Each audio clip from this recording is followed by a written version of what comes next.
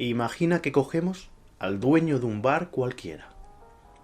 Es un hombre calvo, la mayoría del tiempo simpático y conversador, con una ideología tendente a la derecha y con una opinión para todo. Grita más que habla, y es algo vasto. ¿Os suena? ¿Cómo diríais que eso representa la realidad? ¿Mucho?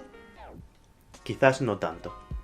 Hoy en día, una gran cantidad de bares están siendo regentados por personas de nacionalidad china. Os dejo un vídeo tan preocupante como divertido de Forfast, donde podemos ver cómo el inmigrante asume todos los estereotipos del pensamiento español. La identidad particular cambia, pero ¿lo hace también el personaje? Baudrillard habló en su ensayo Cultura y simulacro de la precesión de los simulacros. Para describirlo, utiliza una metáfora. Hasta lo que sabemos, el mapa representa el territorio. El mapa es la idea, representación de lo real, el territorio. El proceso de la simulación conllevaría que el mapa perdiera su referencia, que en este caso es el territorio, o dicho de otra manera, lo real. El mapa existiría de manera autónoma e independiente, debiendo el territorio, a partir de ese momento, medirse a través del mapa, y no al revés. Sea cual sea ese mapa, modelado como haya sido, servirá como guía para interpretar a partir de ahora la realidad. ¿Complejo de entender? Hay ejemplos muy básicos. Imaginad el color rojo. Ahora una gran M amarilla. Pensad en tomaros un buen café. ¿Dónde lo tomaríais si pudieseis elegir? O si quisierais parecer ricos, ¿qué marca de coche os compraríais? Cuando Baudrillard habla de simulacro, se tiene a las meras definiciones del diccionario sobre simular y disimular. Diría que disimular significa fingir que no se tiene lo que se tiene. Es decir, esconder algo detrás de un velo. Uno puede disimular ser machista, por ejemplo. En cambio, la simulación significaría fingir que se tiene lo que no se posee. O en este caso, lo que no existe. Yo te enseño una hamburguesa perfecta en anuncios.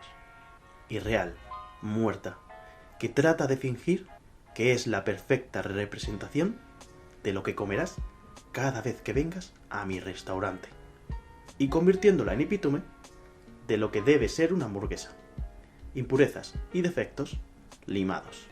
O te vendo un coche y su presencia simula tu estatus económico, pero esconde que en realidad quizás no tengas ese dinero y hayas tenido que hipotecarte.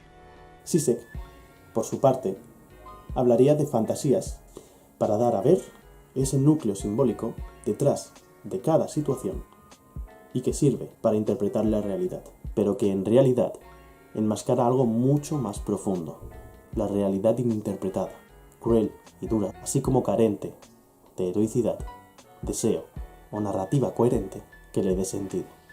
Así, Baudrillard hablaría de lo hiperreal, cuando en realidad es tan solo una idea preconstruida, que, con el tiempo, ha perdido su referente y ha asumido mayor fuerza que él mismo, es decir, ha pasado a representar la realidad de manera más fidedigna que la propia realidad.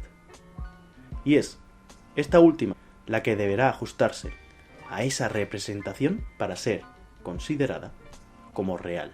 No vais equivocados si pensáis en Matrix, aunque me gustaría que esto no tomase tintes conspiratorios, pero la realidad virtual sí que es una buena metáfora para entender este fenómeno. Vamos con cosas más sencillas. No creo que quepa duda de que la televisión e internet son una fuente de cultura cotidiana, y nosotros, por diferentes que seamos, compartimos esa infinita fuente. Lo curioso de estos medios es lo accesibles que son. Personas a las que no les hubiesen atraído los medios escritos y no participarían en la cultura política de partidos, de repente están también aquí. Eso hace que se conviertan en un vínculo muy poderoso entre personas muy distintas entre sí. Y más importante, con valores e ideologías muy diferentes. Como diría uno de los autores de la investigación que vamos a ver, la televisión y posteriormente Internet se ha convertido en un medio de aculturación que tiende a favorecer la uniformidad de creencias, la estandarización y el status quo. George Kerner, uno de los investigadores de los que hablaba, realizó una investigación con encuestas a 6.020 personas, que duró unos 20 años y finalizó en los 90. Sus hipótesis eran que la televisión se ha convertido en una parte importante de nuestra vida diaria, que este medio transmite una visión del mundo sesgada, que refuerza valores convencionales, y que ello origina que las personas que pasan mucho tiempo frente al televisor acaben por adquirir una visión de la realidad no objetiva, sino parecida a la representada en la televisión, a través de sus películas, anuncios y reality shows. Kerner pensó que cuanto más televisión vieran las personas, más convencionales serían y más se asimilaría su visión de la realidad a la transmitida por la televisión. Utilizaron dos estrategias en su investigación. Analizaron el sistema del mensaje, es decir, se pasaron años registrando la programación de cada semana, sometiendo todo ello a análisis de contenido con el fin de comprender cuáles eran las características de ese mundo de la televisión. Luego hicieron lo que llamaron análisis de cultivo, es decir, compararon las respuestas de los televidentes ante problemas reales según si habían visto mucha o poca tele. El objetivo era claro: comprobar si las personas que pasan más tiempo viendo la televisión son más proclives a dar respuestas que reflejen esa visión de la realidad recibida que aquellos otros que no veían tanto la televisión. Para asegurarse de que sus conclusiones eran lo más válidas posibles, igualaron a los grupos en características demográficas que pudieran ser importantes por su influencia, como la edad, el sexo, la afiliación política, etc. Hay que decir, antes de llegar a las conclusiones, que los televidentes duros fueron mayoritariamente mujeres, ancianos, jóvenes y personas sin estudios superiores, mientras que los televidentes ligeros eran mayoritariamente de mediana edad, con estudios superiores y renta más alta. Las conclusiones más importantes que encontraron fueron que 1. Se cultiva el mito de la clase media como modelo del perfecto estadounidense. 7 de cada 10 personajes pertenecían a esta clase, acomodados, muchas veces siendo directivos o profesionales. En cambio, los trabajadores industriales y de servicios, que en realidad suponían el 67% de la población, no ocupaban más de un 10% de los personajes. 2. Había 3 veces más hombres que mujeres, y estas solían representar roles tradicionales de género en la familia, el trabajo y las relaciones románticas. Eran atractivas, afectivas, solían estar a las órdenes de un hombre y eran más jóvenes que sus parejas. 3. Las personas mayores de 65 años aparecían unas 5 veces menos de lo que les habría correspondido, y los menores, afroamericanos e hispanos, estaban igual de infrarrepresentados. 4. Se determinó que una persona podía ver en una semana la vida y trabajo de 30 agentes de policía, 7 abogados y 3 jueces, pero solamente un ingeniero o un científico, y todos en clase media. 5. Por último, el delito era 10 veces más habitual que en la vida real. De todos, y pese a que cada uno de los puntos podría tener su análisis particular en cuanto a estilos de vida y consumismo, me quedaré con este último por ser el que mejor envejece. Recordad que han pasado 30 años desde esta investigación. Pero primero, un par de apuntes sobre el estudio. Un tema que se abordó fue el racial, sobre todo por la época. Una de las variables que agrupaban a los entrevistados fue la autoasignación política, pudiendo ser liberales, moderados y conservadores. Cabría esperar que los liberales fueran siempre menos prejuiciosos en temas raciales, y así fue cuando se trataba de televidentes ligeros, pero los duros solían converger hacia una posición ideológica más conservadora. Tendían hacia el otro lado del espectro político. Este modo alternativo de ver la realidad, adquirido de la representación que nos dan en la televisión, suele conllevar prejuicios hacia minorías. Además, atacan a nuestro sentido crítico, haciendo que nos identifiquemos con una clase social que no nos corresponde. Pues, en adelante, podemos no reconocer como legítimas ni propias ciertas luchas sociales de la clase a la que sí pertenecemos. O incluso podemos llegar a apoyar medidas políticas basadas en una percepción de la criminalidad ficticia, creada por la televisión. Estas medidas pueden ser no solo fuertemente represivas, sino que en muchas ocasiones repercuten más en nosotros mismos que en otros sectores. En la función informativa de los medios, ya no tanto de entretenimiento, Castells diría que no se trata tanto de informar a los ciudadanos para que se tomen decisiones de manera madura a la hora de elegir sus preferencias políticas, sino de confirmar discursos políticos entre una audiencia tipo, y de hacerlo de manera atractiva para que el espectador, curiosamente, se sienta entretenido. Para encajar, el mensaje ha de ser emocional, diría, pues considera que los asuntos políticos resultan difíciles de comprender, y la gente tiende a confiar más en su capacidad para juzgar el carácter del político, en cómo se comporta o responde. Enlazando con esto, la inseguridad ciudadana, a través de la sobrerepresentación del delito en la televisión, que nos lleva a imaginar que sucede más de lo que se da en la realidad, puede llevarnos a fuertes sentimientos de miedo y sospecha. Además de que la ficción y los telediarios nos aportan modelos de delincuente racional, lógico y oportunista en detrimento de otros modelos que pusiesen en tela de juicio la estructura social, que impiden un análisis de los problemas sociales y promueven medidas restrictivas de derechos y libertades para preservarnos de una imaginaria transgresión por parte de un ficticio sujeto calculador delincuente. Hoy en día está en boga el debate sobre la necesidad de superar el paradigma de la criminología administrativa, centrada justamente en números y en teorías antiguadas que explican la delincuencia por oportunismos y decisiones racionales, en vez de comprender la delincuencia como un fenómeno dentro de una estructura. Ya os hablaré más de ello. Iba a dedicarle a estos anuncios todo un vídeo independiente, pero al final he visto que quizá se entienda mucho mejor dentro de este vídeo. Imaginad la siguiente conversación. Hola Juan, ¿qué tal? Mal. El fin de semana entraron en casa a robar. ¿Qué dices? Sí, ya he llamado a Seguros Bien Seguros para que me pongan una alarma. Oh, mucho mejor. Sí, tiene una alarma súper calibrada que avisa a la policía al instante de que suceda un robo. ¡Qué interesante! De lo que no cabe duda es que este tipo de anuncio crea una cierta inseguridad. Una sospecha de ¿seré el siguiente? ¿O es tan común? La alarma no resuelve la criminalidad, que es el debate político, solo la conciencia de inseguridad. No resuelve el problema, simula que lo hace. Os contaré un pequeño secreto. La venta de alarmas no es más que un primer paso en estrategias de privatización de la seguridad pública. Pero eso para otro vídeo. Pero lo más curioso viene con lo siguiente. Una cámara, como lo es cualquier sistema de vigilancia o alarma visible desde el exterior, suele producir el efecto contrario al que se busca. Es disuasivo, sí, pero también le dice a la gente, tss, aquí hay algo chulo. Yo te voy a vigilar, pero como sistema automático, falible, soy más útil como flecha gigante de indicación que como medio preventivo.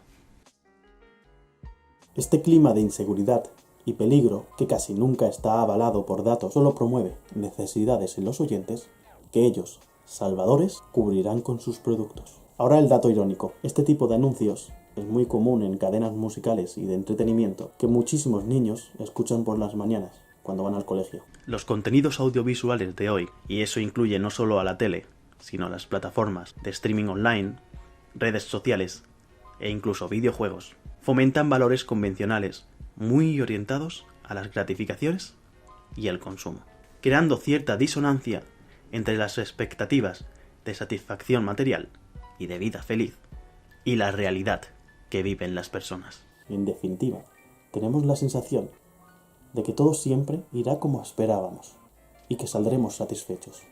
Pero, además, y relacionado, se produce una disneyficación de la realidad, sobre todo en redes sociales.